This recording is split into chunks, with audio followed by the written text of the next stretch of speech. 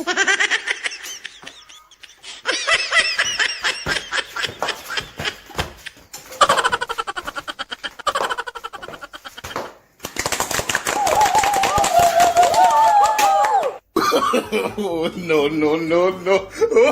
Hello everyone! Today I'm going to build a starter battery pack for a generator. In my hands is a bank of supercapacitors that can deliver a very large burst of energy. I'll use it to help lighten the load on the battery pack I'm about to build.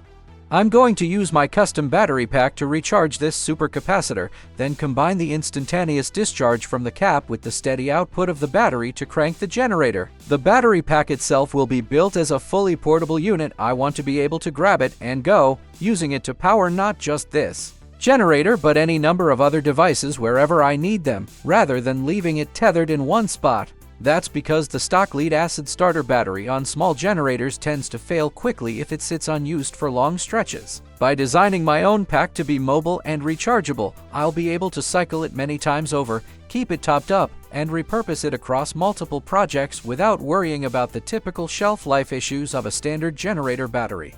Oh, and here's the battery pack I'll be using. It consists of 4 individual cells that I'll connect in series to achieve the voltage I need. I'll also integrate a dedicated battery management system to handle cell balancing, efficient charge and discharge control, and overall protection. This will ensure that the pack charges evenly, operates safely under heavy loads, and enjoys a long service life even when it's cycled repeatedly in the field. And to make sure these 4 cells stay rock solid and don't shift around during use, I'm going to bond them together with a high-strength adhesive. Once that glue has set, I'll solder all 4 terminals so they're wired in series, giving me roughly 12 volts to replace the stock lead-acid battery. Finally, I'll hook up the pack's positive and negative ends using ohm-rated cable, which is built to carry very high currents and stand up to heat, ensuring safe, reliable performance every time.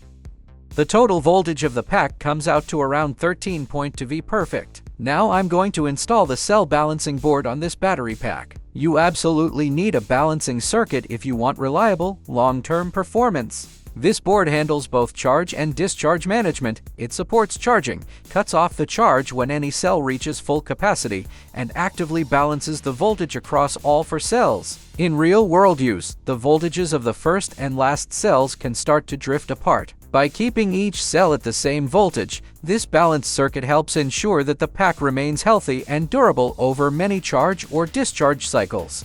And here are the 3 power output leads. At the output end, the current draw will be very high, so I'm using 3 AWM cables wired in parallel to boost the overall current carrying capacity and ensure the pack can safely handle the load. Everything's looking pretty good so far, everybody. Now it's time to print an enclosure for the pack. I'll be using 3D printing to create a sleek, compact housing that not only looks great but also keeps everything secure and organized. Stick around to see how I design and print this custom case step by step. On the enclosure, I've already laid out all the connector openings and added ventilation slots to help keep the battery pack cool during operation.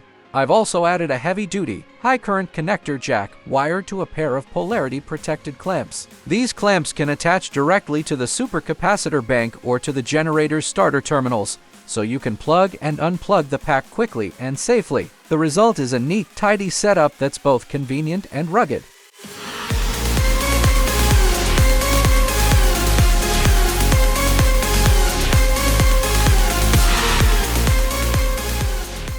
The only thing left now is to install the battery pack into the enclosure and wire power to the 5.5mm DC jacks 12V for powering devices like fans. I'll also add a battery level indicator circuit and an on or off switch to control those 5.5mm DC outputs.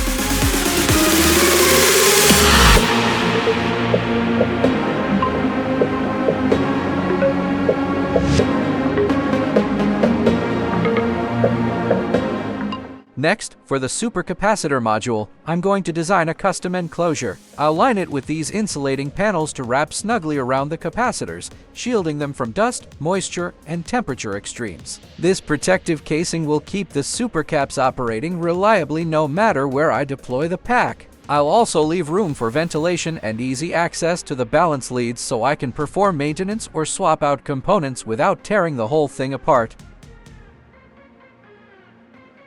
Additionally, on this supercapacitor bank, I'll mount 2 heavy-duty output posts, one positive, one negative, and wire them to an integrated voltmeter. This allows me to monitor the bank's voltage in real time and know precisely when the caps are fully charged. As soon as the meter reads the target voltage, we can confidently trigger the generator start sequence without any guesswork.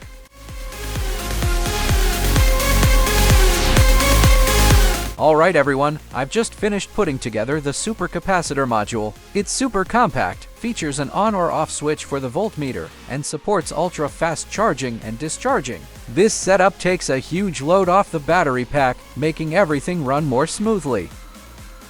Alright everyone, now I'm going to show you how the supercapacitor charges in real time. Right now the bank is sitting at about 3.14 volt. I'm hooking up the charger, and you'll see it go from that 3.14 volt all the way up to full capacity in under a minute, usually around 30 seconds, so you can get back to work almost instantly.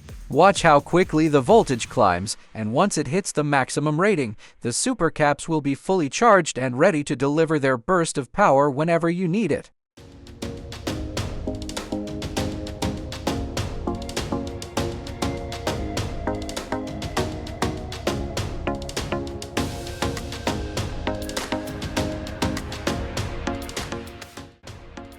Alright everyone, now I'm going to run a small experiment. I will power a 350 watt motor using the supercapacitor bank to see how it performs.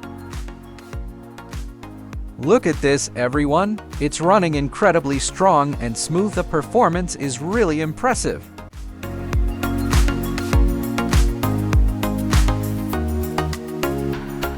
Alright, and the next step is to install this supercapacitor module as a replacement for the lead-acid battery in the generator. I'll place it right here, and whenever I need to use the generator, I'll simply connect it to my battery pack. In just about 30 seconds, the supercapacitor will be fully charged and ready to crank the generator with no issues.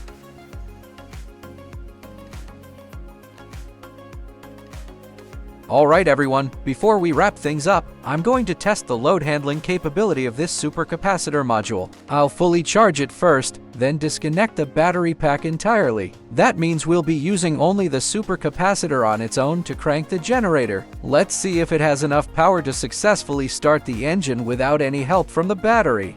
Alright, I'm going to move the camera back a bit so you all can get a better view of the full setup. Let's see if the supercapacitor alone without any help from the battery has enough power to start the generator. Stay tuned and watch the whole process in action.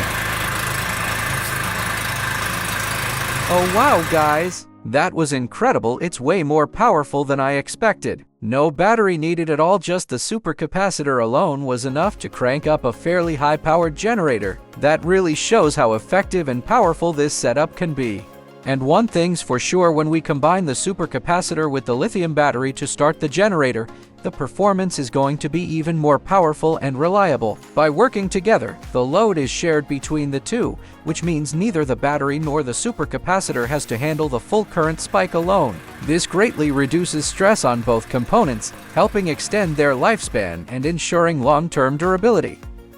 And once we're done using it, we can simply disconnect everything quickly and easily, no hassle at all. Just like that, we now have a versatile power supply that can run fans, 12-volt modules, and all sorts of other devices effortlessly.